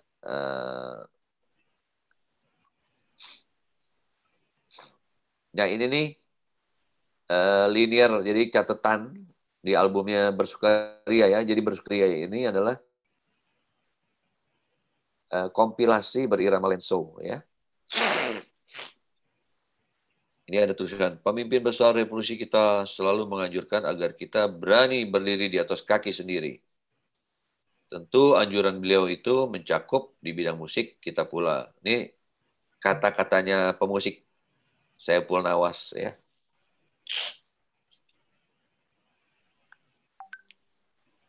Nah, proyek lenso ini, musisi dan penyanyinya, jadi Bung Karno sangat peduli pada musik. Jadi jangan diartikan bahwa melarang ngak-ngekok itu secara negatif. Tapi kalau secara positifnya memang dibutuhkan untuk membangun bangsa saat itu. Tapi justru memperhatikan, ya, kesenian daerah, budaya, termasuk musisinya. Nah, makanya proyek Lenso itu diajak keliling nih. Lawatan ke Eropa, Amerika tahun 64-65 ya. Sederet pemusik ternama disatukan dalam proyek yang diberi nama The Lensonis. Ya. Nah, kalau presiden memperhatikan musik banget kan asik nih. Mereka terdiri dari penyanyi seperti Bing Slamet, Titik Puspa, Nil Lesmana, Munib, Ahabasuan, serta pemusik seperti Idris Sardi, Jack Lesmana, Bubi Chen, ya. Jadi ada Benny Mustafa, jadi ada jazzer. Pokoknya intinya di proyek Lenso nih, ya, digarap. Jadi jazzer selalu terlibat ya, jazzer ya, untuk kreativitas. Nah, ini yang tadi nih, Mas Yos nih, ya. Ini boleh dibilang Mas Yos ini adalah label Indonesia pertama, tadinya dari The Indonesian Music Company, ya, tanggal 17 Mei 51, dikenal juga dengan label Irama, ya. Waktu itu di Jalan Sabang nih Agus Salim tuh. Studionya di garasi cuma 2x3 aja. Di Jalan Besuki sama Jalan Agus Salim. Nah, ini label-label Indonesia nih, ya. Ini ada Irama, ya. Ini artis-artis nih, artis-artis yang direkam di Irama. Ada Tiga Darah, Oslan Hussein, Ipo. Ini nama-namanya mulai modern nih, agak lebih modern, walaupun mungkin ya anak sekarang juga mungkin masih belum tahu namanya. Tapi kalau di generasi saya ke bawah dikit masih kenal lah Lilis Suryani, ya gitu kan. Ipo Nila Kresna, gitu kan. Saya lagi kecil udah denger nih Chris Biantoro, ya, Henny Purwonegoro, ya. Mereka tuh masih in sampai tahun 80-an lah. Ya. Mulai lebih modern dibandingin yang tadi, ya. Tapi karena terlalu Irama ini terlalu idealis, ya, yang meledak-ledak, akhirnya mengalami gangguan keuangan nih. Tahun 67, Irama dinyatakan pilot. Ya. Tapi kemudian Mas Yos bikin lagi 3 label baru, El Sinta, Jasmine, dan GNB. Terus 1980 mendirikan label Suara Indah, yang antara lain merilis album solo Indra Lesmana. Indra Lesmana ini baru pulang dari Australia nih, belajar mesti. Emang dari kecil ya belajar ya. Ini di label Suara Indah. Nah, kalau misalnya ada yang dapat, jadi barang langka juga sekarang. Terus selain label Mas Yos, nah Mas Yos ini sebenarnya masih pamannya Indra Lesmana sebenarnya. Mas Yos ini mendirikan Radio El Sinta tahun 60. Bahkan tuh Mas Yos tadinya mau pengen bikin stasiun TV, tapi nggak, waktu itu swasta belum diperbolehkan, dilarang. Stasiun TV tidak mendapatkan izin, waktu itu swasta belum diperbolehkan. Ya. Nah, di era 50-an musik Latin juga lagi booming ya. Tuh ya, Faiz ya, semuanya apa yang ada di luar ya nggak usah penjajah ya. Musik yang lagi di luar lewat radio atau lewat vinil-vinil yang bawa kemari berpengaruh. Jadi kalau nanti lihat dengar musiknya Bing Slamet kok agak Brazilian ya, memang itu zamannya. Ya. Cha-cha, mambo, tango. Terus kemudian musik Indonesia banyak dipengaruhi oleh Safir Kugat, Ferris Prado, Nat King Cole, Harry Belafonte, ya. Terus lagu yang dipopulerkan ada Aksi Kucing, hingga Papaya, Cha-cha-cha, macam-macam ya. Terus kemudian 1954 muncul perusahaan rekaman namanya Mesra, ya. Mesra ini didirikan oleh Dik Tamimi, ya. Muhammad Siddiq Tamimi kelahiran Kerawang 13 Februari. Makanya dulu teman saya orang Kerawang punya banyak rekaman dia nih. Kebetulan Dik Tamimi ini sama kayak Mas Yos, pensiunan Auri juga. Nah, tadinya dia sound engineering. Dik Tamimi ini tadinya sound engineering di Irama. Terus kemudian bikin label sendiri. Namanya labelnya Mesra Melody, ya. Jadi ada irama, mesra, melodi ya. Nah, kemudian perusahaan rekaman Dikta Mimi ini mengontrak beberapa kelompok musik ya. Di sini nih mulai nih. Dari Kus Bersaudara yang menjadi Kus Plus, Pambers ya, Kus Plus tahun 69, Dara Puspita, Eri Johan, Eli Kasim ya. Terus termasuk Benyamin Suaib, pertama rekaman di Dikta Mimi nih. Nah, pada tahun yang sama, ini legend nih, di zaman saya nih, Ramako. Wah, ini salah satu yang terbesar nih. Dulu kayaknya artis-artis besar ada di Ramako nih, rekaman Ramako nih. Nah, terus kemudian yang punyanya Ijon Timothy mengambil alih ya.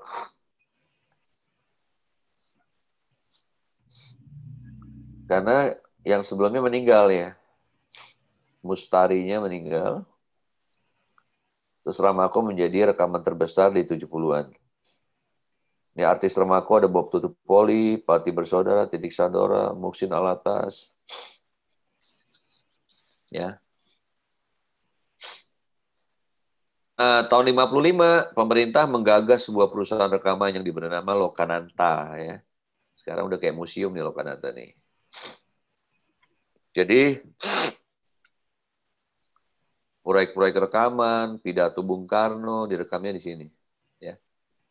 Tapi akhirnya Lokananta masuk juga ranah apa namanya? Musik hiburan.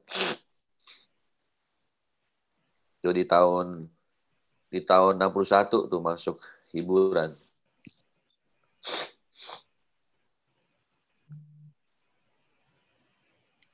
Nah, 1960 Yamin Wijaya, lebih dikenal dengan Amin Wijaya, mendirikan rekaman namanya Bali Kanari Metropolitan. Jadi Bali.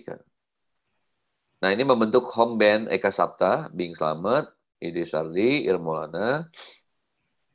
Jadi Eka Sapta ini home band-nya di perusahaan rekaman ini. Nah, nanti yang namanya Metropolitan ini akhirnya menjadi Musika Studio. Kan akhirnya ini kan keluarga Wijaya nih ya. Yamin Wijaya, ya yang sekarang lagi ini ada Indra Wijaya, Ibu Indra Wijaya ya. Yang kita sering panggil Bu Acin. Nah, Bu Acin. Ini di sini ada Musika Studio nih. Musika kan ya Noah gitu ya, Peter Pan gitu. Nah, kemudian masuk ke era kaset, lahirlah label Purnama, Indah, Nirwana, Hidayat Audio, nih Yukawi, Yukawi populer dulu nih. Era kaset.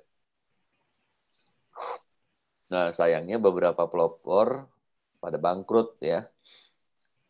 Irama membubarkan diri dan Mesra pun tutup ya. Jadi Dikta Mimi merasa kecewa yang paling baik dibajak karena jadi dari 70-an juga. Jadi kalau kalian tahu kaset kan super murah dulu ya. Ternyata tuh kaset-kaset yang beredar tuh di tahun 80-an tuh satu belum bayar pajak ya. Kedua itu ternyata banyak bajakan di situ ya. Ya. Jadi yang bisa bikin murah tuh karena bajakan. Cuma bajakan dulu tuh kayak original gitu. Jadi seakan-akan yang dijual di luar tuh ya original. Tapi sebenarnya tuh belum bayar pajak tuh. Makanya dulu kaset ada, saya mulai beli kaset kan 750 perak, 1000 perak, 1250 ya. Dari situ melonjak tuh langsung ke 5000 ya. Nah, di 5000 itulah mulai bayar pajak.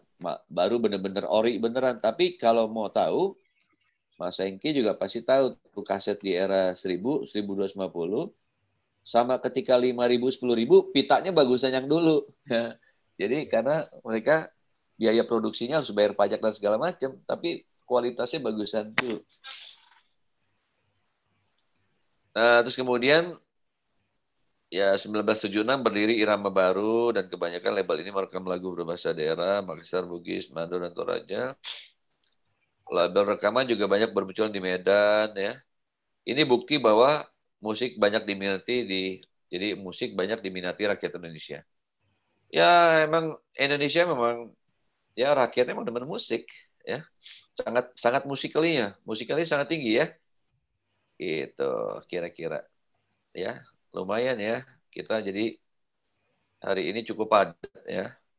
Cukup padat kita membahas musik dari sebelum merdeka, musik zaman revolusi sampai tahun 60-an. Nah, itu jadi paling enggak yang hari ini hadir ya masih bertahan di 15, ada yang keluar masuk. Enggak apa-apa ya. Tapi paling enggak ya kita hari ini termasuk orang-orang yang beruntung dapat kesempatan membahas musik Indonesia lama dan ini jarang sekali dibahas. Sangat jarang. Ya, ini special edition ya. Jadi kan Gandhi punya bayangan ya. Iskandar, Faiz punya bayangan tentang musik Indonesia sebelum kemerdekaan dan sudah kemerdekaan ya.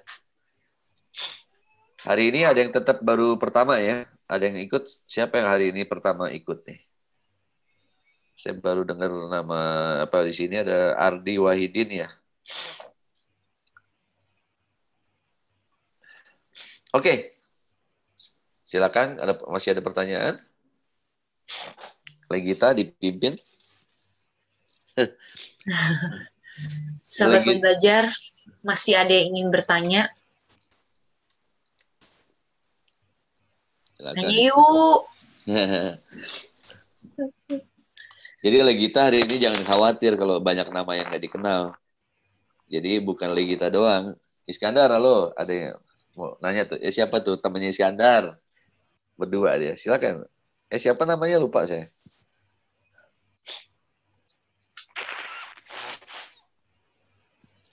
Silakan bersuara. Siapa namanya?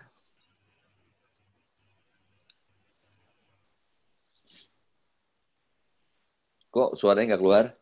Kok suaranya nggak keluar sih? Di mute.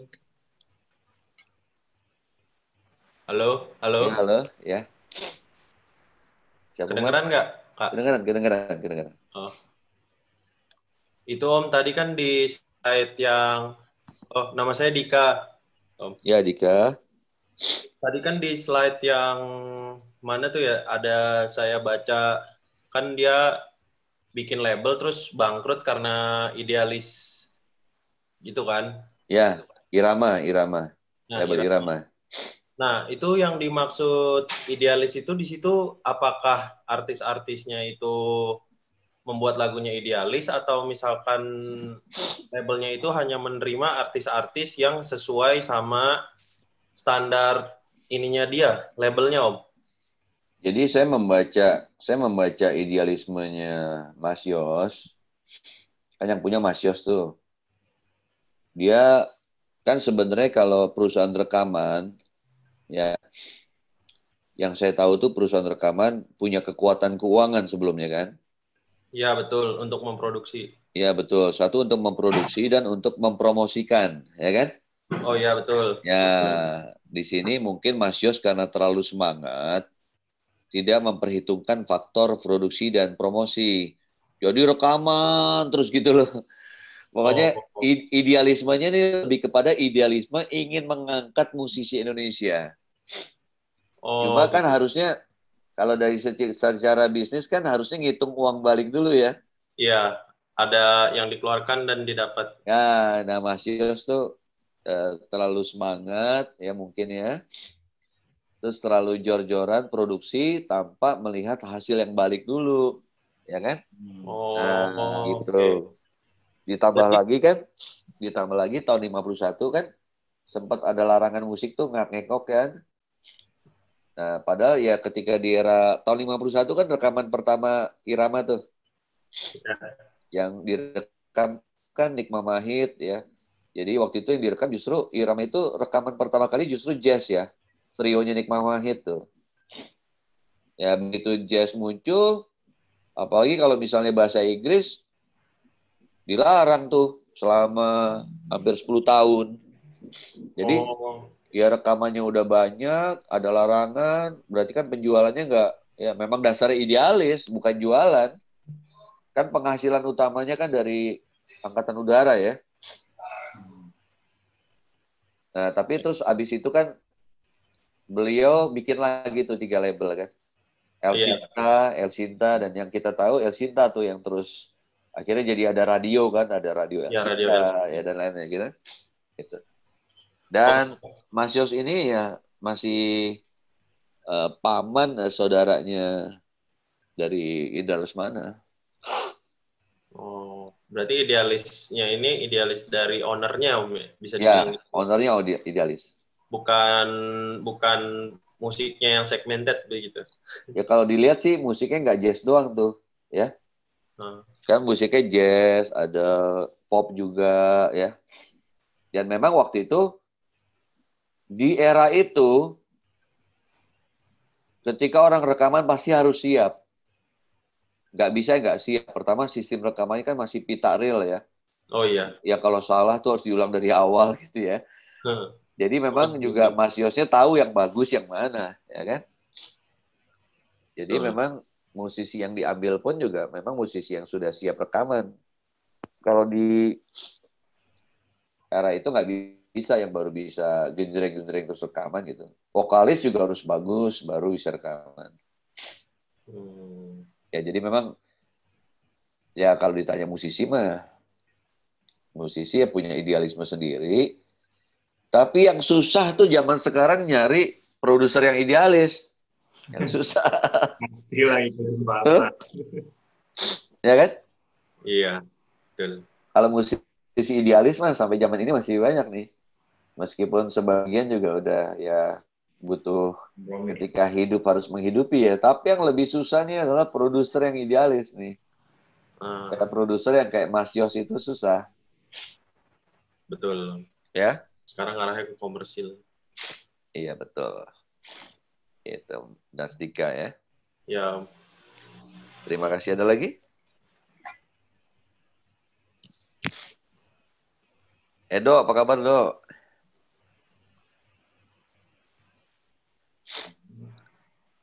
Kalau Edo mah Ernie Johan pernah denger Edo ya? Ya, Ernie Johan, Lilis Suryani. Ernie Johan, Lilis Suryani. Mas Beben, Lilis Suryani itu dulu waktu saya tinggal di Pasar Baru, satu gang Kelinci dia kan.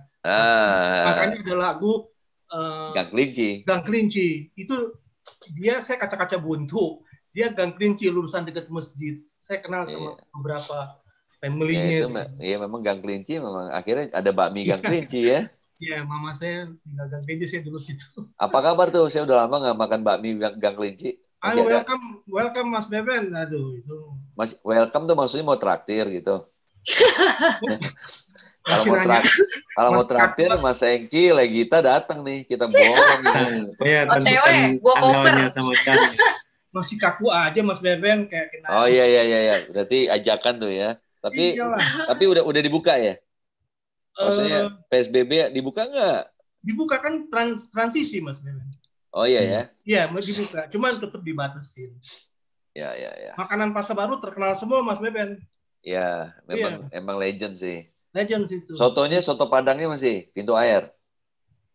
Belum tahu deh, belum sana. Soto Padang pintu air, bakmi Gang Kelinci. Itu wajib tuh Gani kalau belum pernah makan. Bakmi Gang Kelinci Mas Beben dari kecil sampai iya. Pernah Mas gitu. Tapi kan sekarang di belakang ada gede itu kan rukonya kan? Ya. Dulu mah lagi zaman saya jadi atlet ya. Lagi saya menjadi atlet, bakmi Gang Kelinci sering jadi taruhan. Oh gitu. Taruhannya gini, kalau bisa makan 6 mangkok, gue bayarin gratis. Atlet kan makannya banyak kan. Tapi kalau 4 mangkok aja habis, 4 mangkok.